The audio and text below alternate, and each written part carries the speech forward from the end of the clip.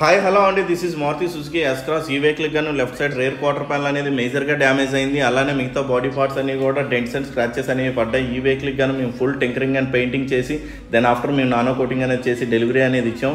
అలానే ఈ quarter panel వచ్చేసరికి ఏదైతే ఉందో దీన్ని ఫుల్గా కట్ అయిపోయింది కదా, దీన్ని అయితే రీప్లేస్ చేసుకోవాల్సిన అవసరం ఉంది. బట్ మనం ఇది మాత్రం రీప్లేస్ చేయకుండా దీన్నే రిపేర్ అనేది చేసాం. ఎందుకంటే ఇది వచ్చేసరికి మిగతా బాడీ పార్ట్స్ లాగా మనం డోర్లు, బంపరు, బానెట్ వీటిలాగా మనం ఈజీ టు రీప్లేస్ కాదు. అలానే ఇది బాడీ ప్యానల్, ఇది ఫ్యాక్టరీలో మ్యానుఫ్యాక్చరింగ్ అయ్యేటప్పుడు రోబోటిక్ వెల్డ్ ద్వారా అవుతుంది. ఇది మనం మాన్యువల్గా చేసేటప్పుడు రోబోటిక్ వెల్డ్కి మనకి మాన్యువల్కి ఒక 5% వేరియేషన్ ఉంటుంది.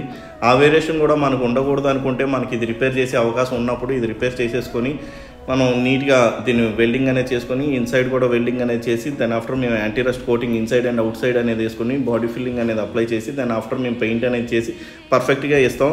అలానే ఇది 100% కూడా వస్తుంది. మీరు చూడొచ్చు వెహికల్ కూడా.